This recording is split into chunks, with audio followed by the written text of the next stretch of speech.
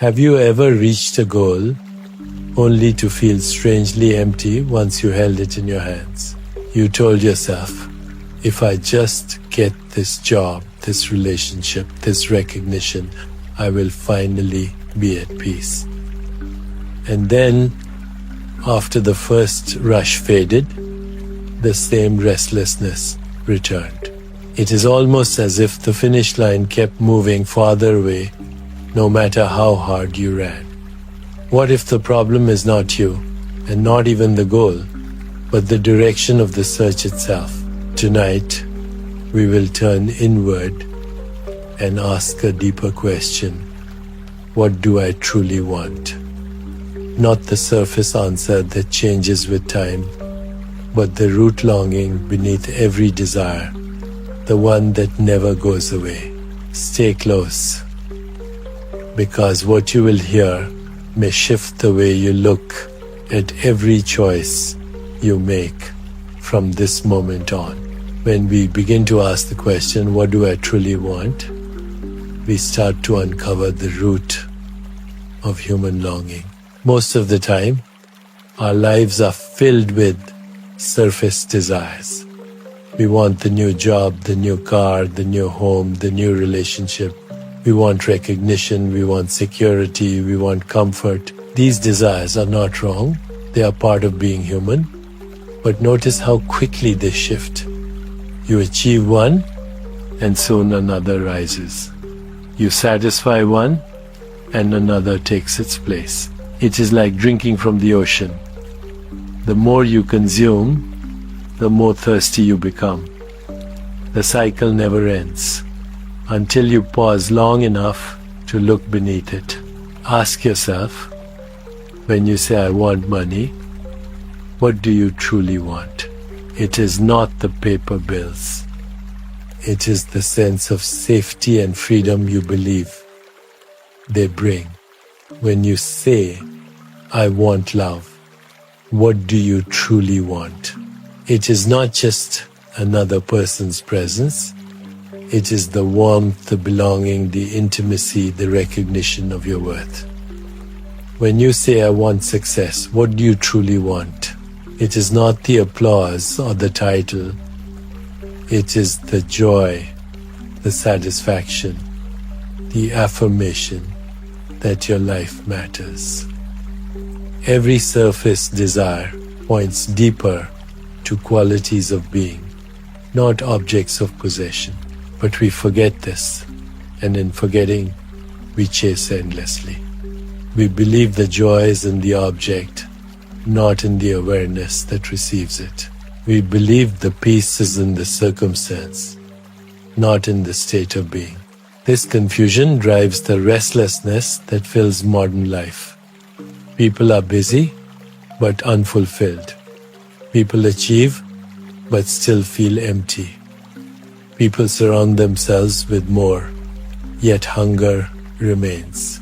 The deeper truth is that what we truly want cannot be given or taken by objects. It can only be revealed in awareness.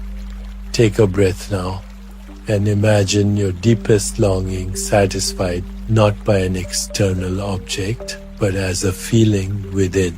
Imagine yourself free, loved, safe, alive. Feel how the body relaxes, how the mind softens. Notice that this state is not dependent on anything outside. It is here, in this moment, waiting to be recognized.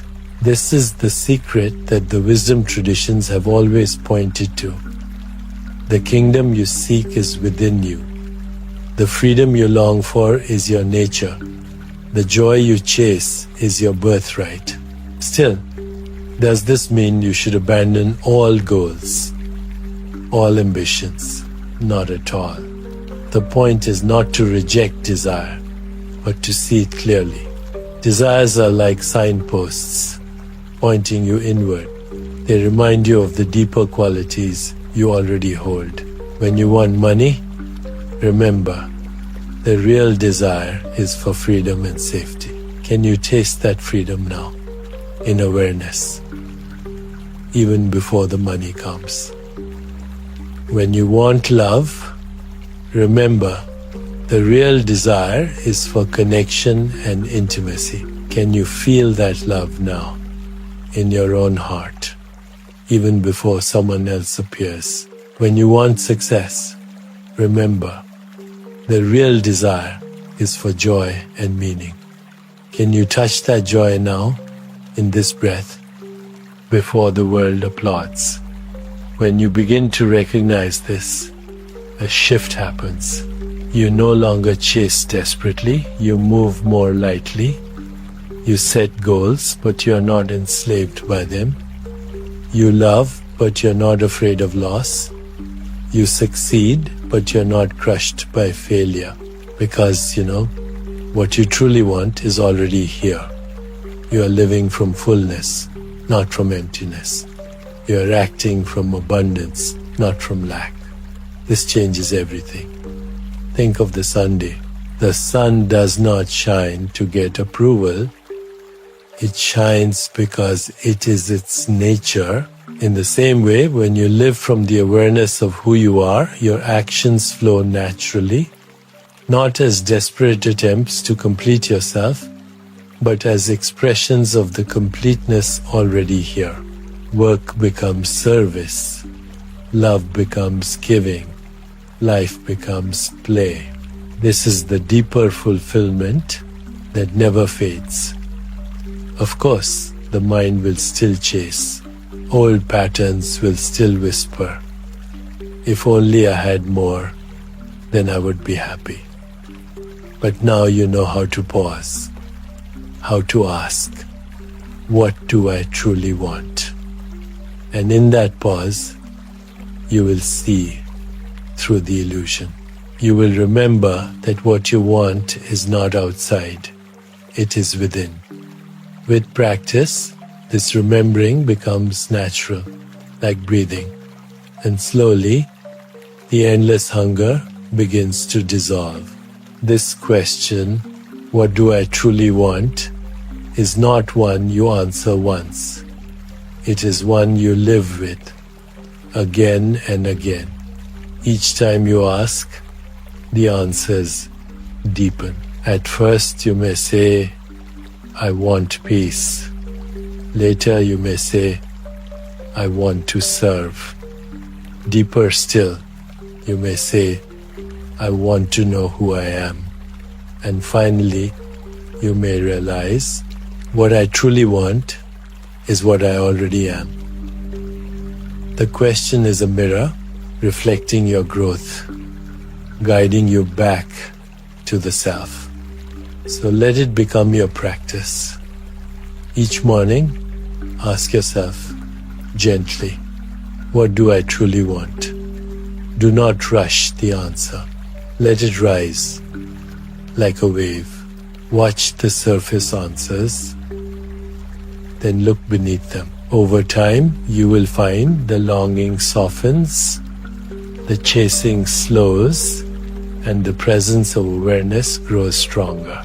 And in that presence, you will discover the treasure that no possession, no title, no relationship could ever replace. As we go deeper into the question, what do I truly want? We begin to see that the answer cannot be found on the surface of life alone. The surface will always change, jobs will come and go, relationships will rise and fall, bodies will grow and age, circumstances will shift like weather. If your happiness depends on these, it will always be fragile. But if your happiness is rooted in awareness itself, it becomes unshakable. This is the essence of the second question, to discover a fulfillment that is not at the mercy of change. Think about the way most of us live.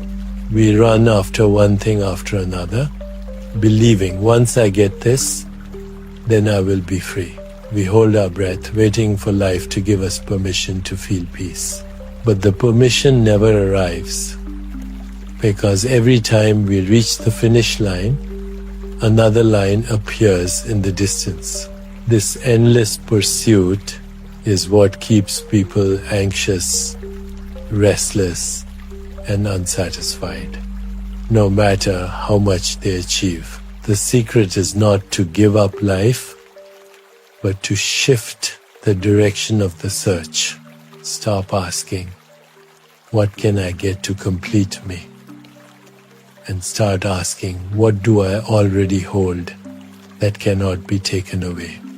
When you look deeply, you see that what you truly want is not a thing, but a quality of being. You want love, not because of another person, but because love is your essence.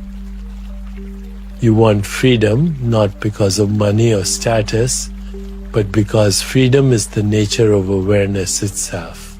You want peace not because of perfect conditions, but because peace is what you are when the mind rests. These qualities are not outside of you, they are within you, waiting to be noticed. The tragedy of human life is not that we lack these qualities, but that we overlook them. Imagine a person wearing a necklace around their neck, searching the entire house for it. They look under the bed, in drawers, behind the couch, growing more frantic by the minute, not realizing the necklace has been on their body all along. This is how most of us live, searching endlessly for what is already here. When you stop, when you pause, when you look inward, you see that the love you long for, the peace you crave, the freedom you desire are already shining within awareness. They do not need to be created, they only need to be recognized. This recognition transforms how you live. You still set goals, but you do not cling to them. You still pursue relationships, but you do not depend on them for your worth. You still work and create, but your joy is no longer chained to outcomes. Instead of chasing life, you begin to flow with it. Instead of grasping at moments, you begin to savor them. Instead of fearing loss, you begin to trust the presence that never leaves. This is the shift from living in lack to living in fullness. Ask yourself now, what is one desire that has been driving me lately? Maybe it is more success, maybe it is deeper love, maybe it is healing from pain. Hold that desire gently in your mind. Then ask, what do I really want through this? What feeling am I chasing? Is it freedom? Is it peace? Is it love? Is it joy? Let the answer rise naturally, and when it does, notice how it feels. Notice that the very act of recognizing it brings you closer to it. That is the power of awareness. It reveals that the qualities you seek are already alive within you. This is why spiritual traditions teach that desires are not enemies, but teachers. Every desire is a messenger, pointing you back to the self. When you want something, ask yourself, what is this really pointing to? At first, you may still chase outward, but as you practice, you begin to see that the essence is always inward.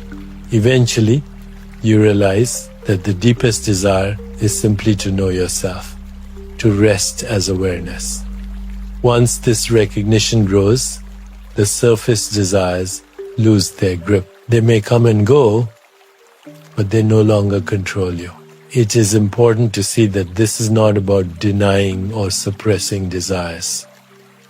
To resist a desire is to give it more power. The way forward is to see clearly, to fulfill what can be fulfilled, to let go of what cannot, and to recognize the deeper longing behind them all. When you approach life this way, desires lose their heaviness and become lighter, more playful. You can enjoy them without being enslaved by them. You can let them pass without being broken by them. You discover a freedom that is not the end of desire, but the freedom to dance with desire without losing yourself. So, the next time you feel restless, the next time you feel incomplete, stop, take a breath, and ask, what do I truly want? Let the answers rise layer by layer, from the surface to the depth. And each time you ask, each time you pause, you step closer to the recognition that what you truly want has never left you, because it is who you are. This is the gift of the second question. It breaks the spell of endless chasing. It reminds you that fulfillment is not at the end of the road. It is in the awareness walking the road. It reveals that the treasure you seek is the treasure you carry. And once you see this, the search becomes lighter and life becomes free. The third layer of the question, what do I truly want, reveals itself most clearly when life brings us to moments of crisis. When everything seems to fall apart, when health weakens, when relationships end, when careers collapse, we are forced to look deeper. In those moments, the surface answers lose their power. The car, the house, the title, none of it can comfort you in the middle of heartbreak or illness. And so, the question presses harder, almost painfully, what do I truly want? If you stay with it, if you resist the urge to numb yourself with distractions, you will begin to see the answer with new clarity. At the core, what we truly want is freedom from suffering. Not just temporary relief, but real freedom. We want to live without the constant grip of fear, without the endless chase of desire, without the shadow of regret. We want to taste peace that does not collapse under pressure. We want to know a joy that does not vanish when circumstances shift. This is why people throughout history have turned inward, why they have meditated, prayed, reflected. Because at some point, every human being realizes that nothing external can deliver this freedom. It must be discovered within. And what do we find when we turn inward? We find that suffering arises when we mistake ourselves for what changes. When we cling to the body as me, we suffer when it ages. When we cling to the mind as me, we suffer when thoughts and emotions turn dark. When we cling to circumstances as me, we suffer when they shift. But the moment we see that awareness itself is untouched by these changes, a light appears. We realize, I am not my body, though I have a body. I am not my thoughts, though I experience thoughts. I am not my circumstances, though I live through them. I am the awareness in which they all arise and pass. This recognition is the beginning of freedom. Think of it like the sky. Clouds come and go, storms appear and vanish, but the sky remains open, spacious, untouched. In the same way, awareness remains unbroken, no matter what moves through it. What you truly want is not a perfect cloud, but to recognize yourself as the sky. Then no storm can destroy you. No passing weather can define you. You can enjoy the sun, you can endure the rain, you can watch the winds, all while resting in the certainty that the sky remains. But how do we live this truth in daily life? The practice begins with noticing. Each time you feel suffering, rise, pause, and ask, who is experiencing this? You may say, I am anxious, I'm lonely, I'm afraid. Look closer. The anxiety is a sensation in the body. The loneliness is a thought. The fear is an emotion. All of these appear in awareness. But awareness itself is not anxious, not lonely, not afraid. Awareness is steady, open, present. Even as the storm of experience rages, the ground of being remains untouched. Resting here, you begin to taste the freedom you have been seeking. This does not mean life will stop bringing challenges. The body will still age, the mind will still fluctuate, the world will still change. But suffering shifts from being a prison to being a teacher. Each moment of pain becomes an invitation to return to awareness. Each loss becomes a reminder of impermanence. Each gain becomes a reminder of gratitude. Slowly, you see that freedom is not the absence of pain, but the presence of awareness that can hold pain without breaking. And then something remarkable happens. When you no longer cling to what changes, you can finally enjoy it. You can love without fear, because you know your essence is not bound to loss. You can work without desperation, because you know your value is not tied to achievement. You can rest without guilt, because you know your worth does not depend on constant doing. This is the paradox of freedom.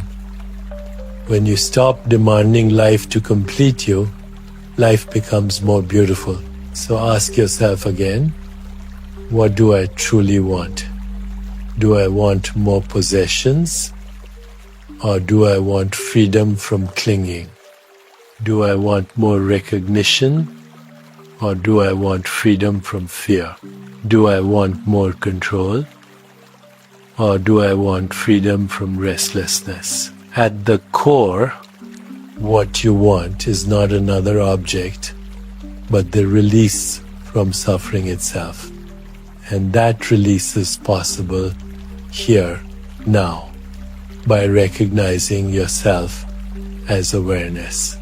Every great teaching points back to this. Buddha called it the end of craving. The sages of Vedanta called it self-realization. Mystics across traditions called it union with the divine. Different names, one truth. What you truly want is freedom.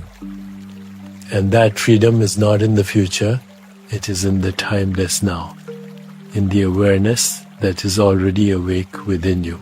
Stay with this recognition and notice how life begins to shift. Problems still appear, but they lose their sharpness. Desires still rise, but they lose their grip. The heart still longs, but it also rests. Slowly, you discover that the cure for suffering is not in fixing the world, but in seeing who you are beyond the world. And in that discovery, the deepest longing of the human soul is fulfilled. The final layer of the question, what do I truly want, brings us to gratitude. Because gratitude is the natural fragrance of fulfillment. When you discover that what you seek is already within you, when you see that freedom, peace, and love are your true nature, then gratitude arises like a spring that never runs dry. You no longer look at life as something missing, something broken, something incomplete. Instead, you begin to see that each moment, each breath, each experience is already a gift. Gratitude shifts the focus from lack to abundance, from what is absent to what is present, from chasing to receiving. Notice how the mind works when it forgets gratitude. It races toward the next desire, it clings to what it does not have, it resists what it cannot control. This is the root of restlessness, the constant feeling that something is missing. But when you pause and ask, what am I grateful for right now? The restless mind slows. You begin to notice the breath moving in and out, steady and faithful.